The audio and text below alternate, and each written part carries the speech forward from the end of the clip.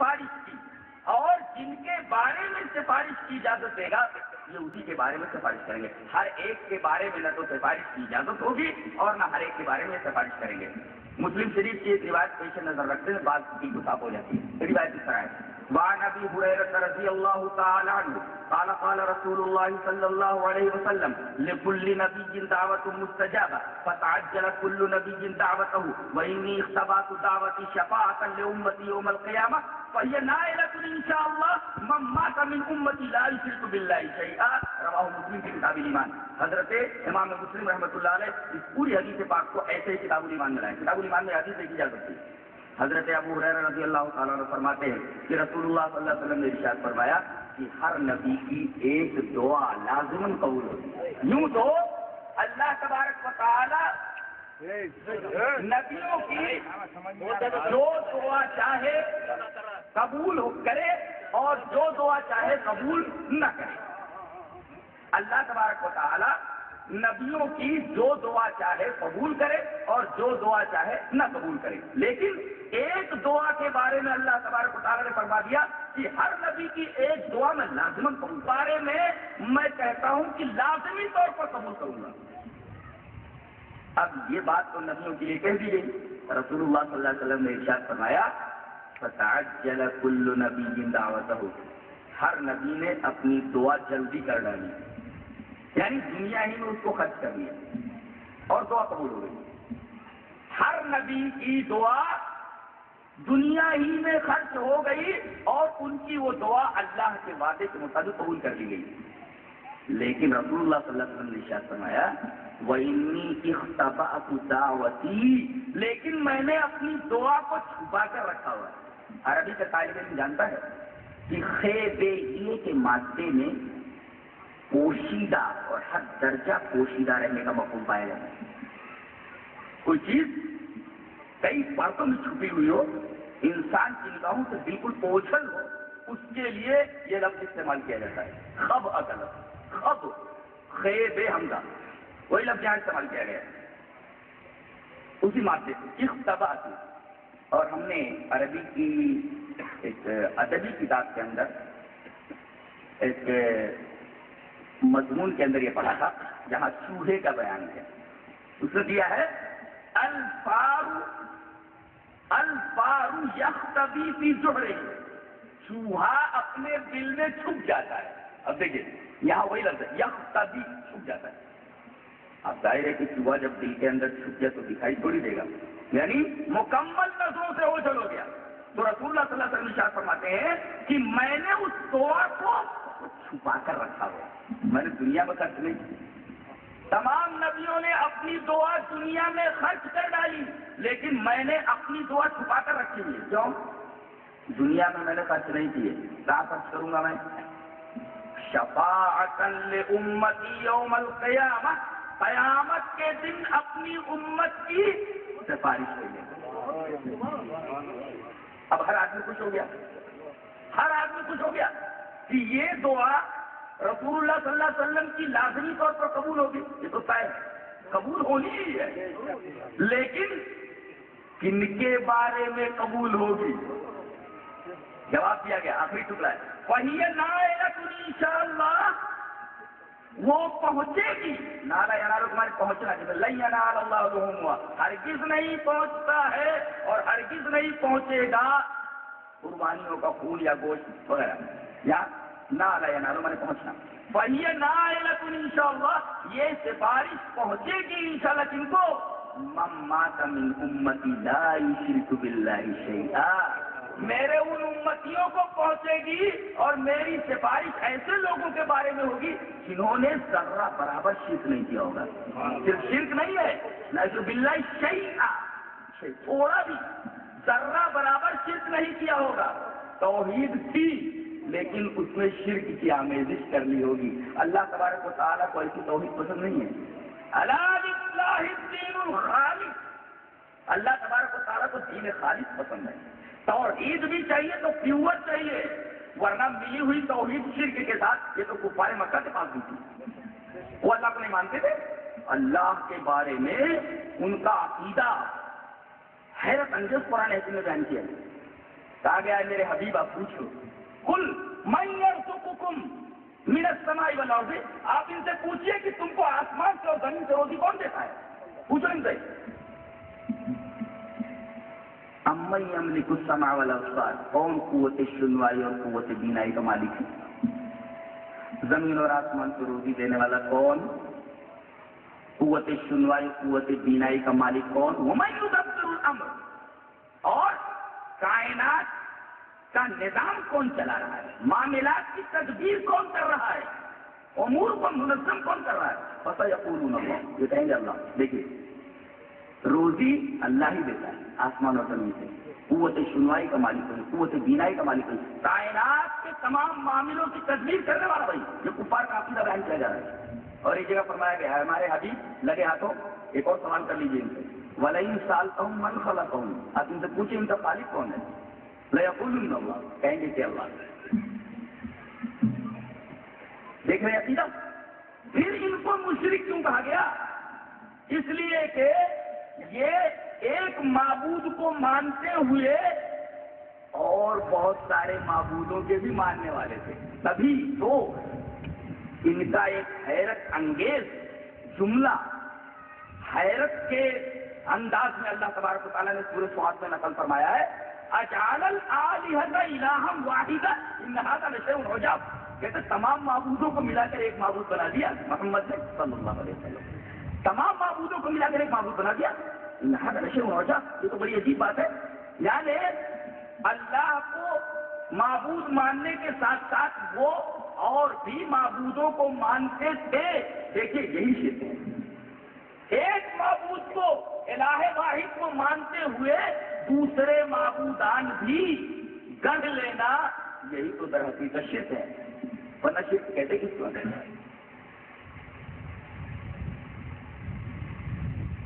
تو سفارش بھی اللہ کے رسول صلی اللہ علیہ وسلم اللہ کی اجازت سے کریں گے، اور وہ دعا کی لازماً قبول ہوگی سفارش کی، لیکن کن لوگوں کے حق میں؟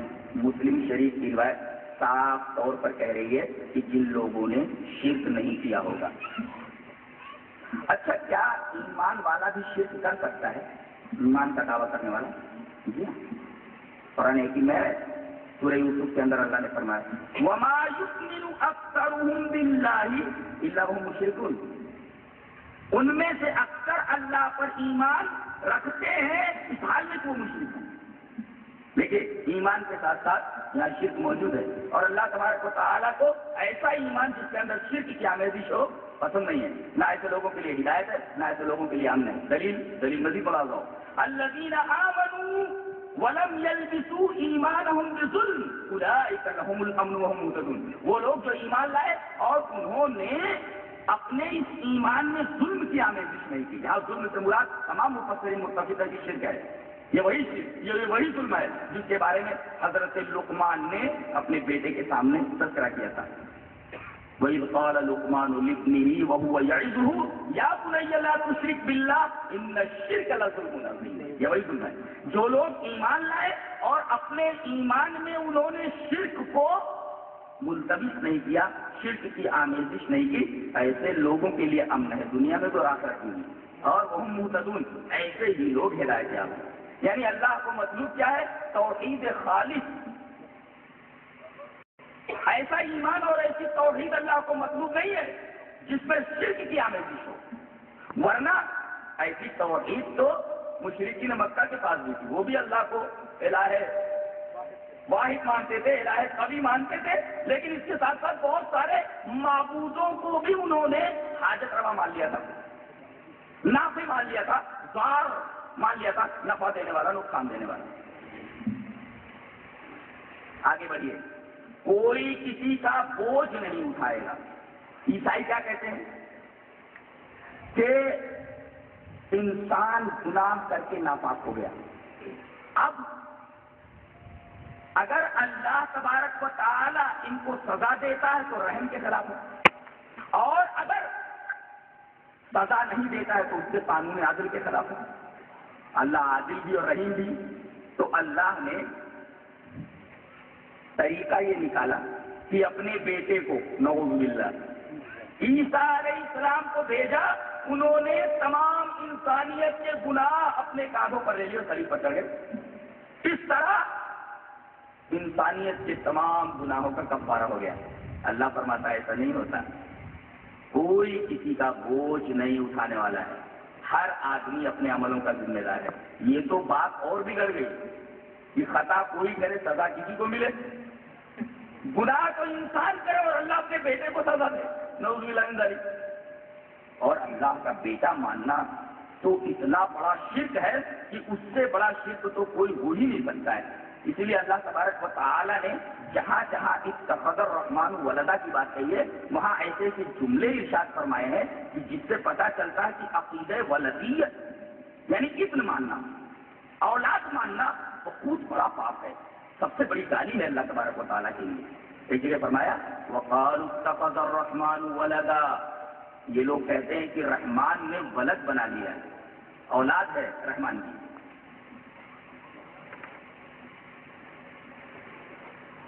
آگے کیا فرمایا گیا دیکھیے, تکاد السماوات یتفطرن وتنشق الارض وتخر الجبال هدا. یہ اتنی بڑی بات ہے کہ قریب ہے کہ آسمان پھٹ پڑے, زمین شق ہو جائے اور پہاڑ حد سے گر جائے. اتنا بڑا گناہ ہے, اللہ کے لیے سب سے بڑی گالی ہے, سب سے بڑا شرک ہے. تو ولا تزر وازرۃ وزر اخرى کے اندر ایک طرف تو عیسائیت کا رد ہے جن کا عقیدہ ہے عقیدہ کفارہ کہ گناہ انسانوں نے کیا اور کفارے کے طور پر حضرت عیسیٰ علیہ السلام کو کلید دے دی. نیز ولا تزر وازرۃ وزر اخرى,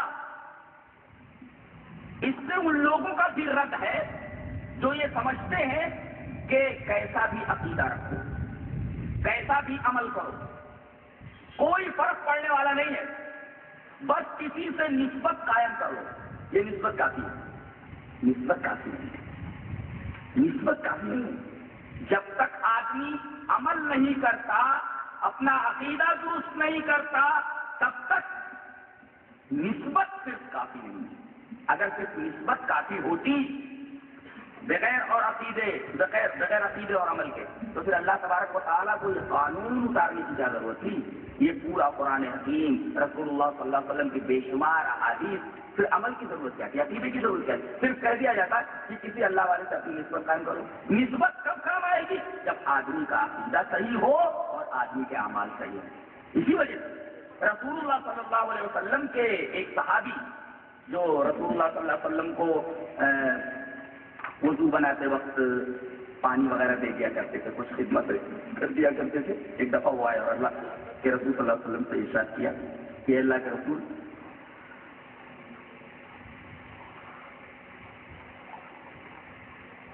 میں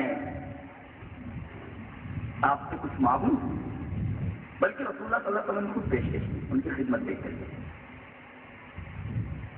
حضرت ربیعہ رضی اللہ تعالیٰ عنہ کہا کہ ہاں مانگو. کیا مانگتے ہیں؟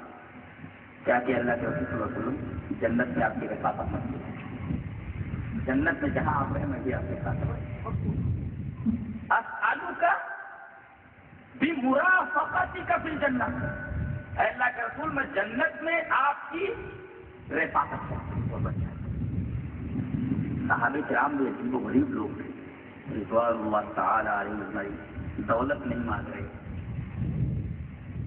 دکان نہیں مانگ رہے, مکان نہیں مانگ رہے. رسول اللہ صلی اللہ علیہ وسلم فرمایا مانگو کچھ مانگو. مانگ رہے ہیں تو رسول اللہ صلی اللہ علیہ وسلم کی رفاقت مانگ رہے ہیں جنت کے اندر. تو رسول اللہ صلی اللہ علیہ وسلم نے یہ فرمایا اس کے علاوہ کچھ مانگو. یہیں تک کہہ کر کے بعد لوگ رک جاتے ہیں, حالانکہ حدیث پوری آگے تک ہے. اب غیر ذالک کے علاوہ کافی پہلا کہ رسول یہی چاہیے بس اور کچھ نہیں. جنت میں آپ کی صحبت, جنت میں آپ کی رفاقت چاہیے. تو آپ نے یہ نہیں کہہ دیا اچھا جو مانگا دے دیا, نہیں, بلکہ آپ نے ایک بات فرمائی. حدیث آخری ٹکڑا, فَأَعِنِّي عَلَى ذَلِكَ بِكَثْرَةِ السُّجُودِ, تو میری مدد کر اس کے اوپر. کس کے اوپر؟ یہ تو رفاقت چاہتا ہے تو, اور میری صحبت چاہتا ہے جنت کے اوپر. اس بات کے اوپر تو میری مدد کر. کیا مدد کر؟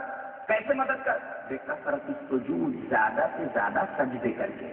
اگر صرف اتنا ہی کافی ہوتا کہ آپ سے کوئی چیز مانگ لی جائے اور آپ اسے دے دیں، آپ مختار کل ہوں، تو آپ صلی اللہ علیہ وسلم کو یہ کہنے کی کیا ضرورت تھی؟ فَأَعِنِّي عَلَىٰ ذَلِكَ بِكَثْرَةِ السُّجُودِ یا فَأَعِنِّي عَلَىٰ نَفْسِكَ بِكَثْرَةِ السُّجُودِ، اپنے نفس کے اوپر تو میری مدد کر کثرت سے سجدہ کر کے، زیادہ سے زیادہ نمازیں پڑھ. میں کل قیامت کے دن اللہ تبارک و تعالیٰ سے گزارش کروں گا، سفارش کا اسم دے گا تو میں تیرے بارے میں سفارش کروں گا، تو میری مدد کر. رسول اللہ صلی اللہ علیہ وسلم نے فرمایا.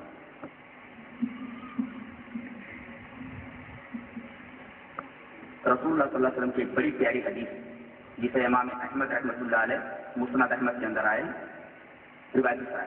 وعن ابي هريره رضي الله تعالى عنه قال زار النبي صلى الله عليه وسلم قبر امه فبكى وبكى من حوله فقال رسول الله صلى الله عليه وسلم استأذنت ربي في ان استغفر لها فلم يؤذن لي واستأذنته في ان ازور قبرها فأذن لي وزور القبور فانها تذكر الموت. رواه احمد في مسنده.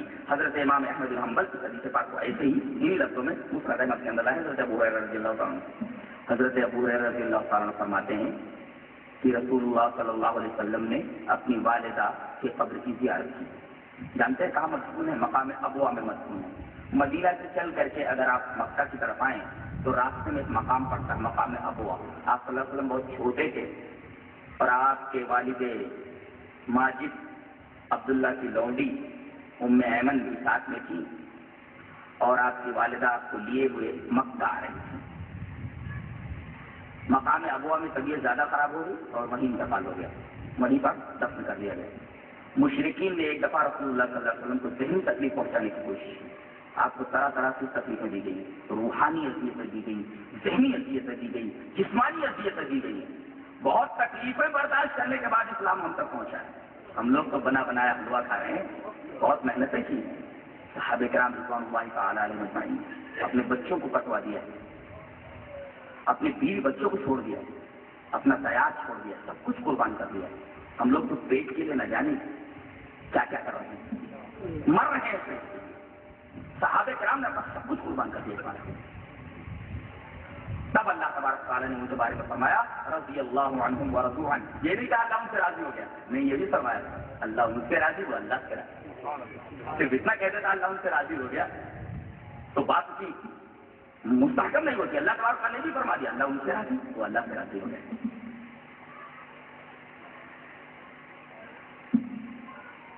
مقام ابوا میں آپ کی والدہ کو مدفون کر دیا گیا. ایک دفعہ ذہنی تکلیف اور روحانی تکلیف پہنچانے کے لیے مشرکین نے یہ خبر پھیلا دی کہ وہ قبر اکھاڑ کر کے پھینکیں گے. رسول اللہ صلی اللہ علیہ وسلم کو معلوم ہوا، آپ صحابہ کرام کا لشکر لے کر کے مقام ابوا پر پہنچے. تاریخ کی کتابیں، سیرت کی کتاب اٹھا کر دیکھیے، یہ غزوہ ابوا کے نام سے مشہور ہے. اس وجہ سے آپ وہاں تشریف لائے تاکہ آپ ماں کی قبر کی بے غربتی نہ ہو. آپ اسی قبر پر آئیں اور حضرت ابو ہریرہ فرما رہے کہ اپنی ماں کی قبر کی آپ نے زیارت فرمائی. فبکا، آپ اپنی ماں کی قبر پر آئے تو رو پڑے. صحابہ کرام نے آپ کو روتا دیکھا وہ بھی رونے لگے. دل بڑے نرم تھے صحابہ کرام. محمد رسول اللہ والذین معه اشداء علی الکفار رحماء بینہم. کفار کا اپنے درمیان تو بڑے رحیم تھے، آج ہم ہی لوگ لڑ رہے ہیں. دوسرے لوگ کیا ہم سے بات کریں، بڑا افسوس ہوتا ہے، بڑا دکھ ہوتا ہے. کوئی بات ہے تو بیٹھ کر کے سمجھا لیا جائے. کوئی غلط فہمی مس انڈرسٹینڈنگ بیٹھ سکتی ہے. مقصد کیا ہے ہمارا اور آپ کا؟ یہ کہ صراط مستقیم کیا ہے. اگر ہم سے کہیں غلطی ہو رہی ہے ہم اس کو درست نہیں کر رہے، دوسرے لوگوں سے غلطی ہو رہی ہے تو وہ درست کر لیں. وہ مطلب یہ خالی اور کیا ہے؟ سب کو جنت کی تلاش، سب کو جنت کی تلاش. اس کے علاوہ اگر کسی کو کسی چیز کی تلاش ہے تو وہ جھگڑے. ہر ایک کو جنت کی تلاش. تو صحابہ کرام کی صفت ایک بیان کی ہے، اشداء علی الکفار، جو کفار تو اوپر رحماء ہو گئے، اپنے درمیان بڑے رشید ہیں. تبھی تو علامہ اقبال نے کہا ہے او خلق یاراں تو بڑے شم کی طرح جاتے. اور رسم حق و باطل تو فولاد المومن، ہم آپس میں جوتم پیدا کر رہے ہیں. ہماری طاقت ختم ہو رہی ہے. دنیا میں آج جہاں مسلمان ہیں خدا کی قسم سب جگہ جوتے کھائے اور دوسرے لوگ خوش ہیں. یہ اچھا ہے، آپس میں لڑ رہے ہیں، یہ منتشر ہے، یہ ان کا شینا سب بکھر گیا ہے، بکھرنے دو. اور یہ یاد رکھیے کہ 2 بلیوں کی لڑائی میں فائدہ ہمیشہ بندر کا ہوا ہے. 2 بلیاں اگر لڑی ہے تو فائدہ بندر کا ہوا ہے، تیسرا فائدہ اٹھا لے جاتا ہے. آپ رو پڑے، آپ کو دیکھ کر کے صحابہ کرام رو پڑے. آپ نے فرمایا میں نے اللہ تبارک و تعالیٰ سے درخواست کی کہ اے اللہ مجھے اجازت دے کہ میں اپنی ماں کی مغفرت کی دعا کروں. میں چاہتا ہوں کہ میں اپنی ماں کی مغفرت کی دعا کروں. واستأذنت ربی فی ان استغفر لہا، میں نے اپنے رب کی اجازت مانگی کہ اللہ میرے رب مجھے اجازت دے کہ میں اپنی ماں کے لیے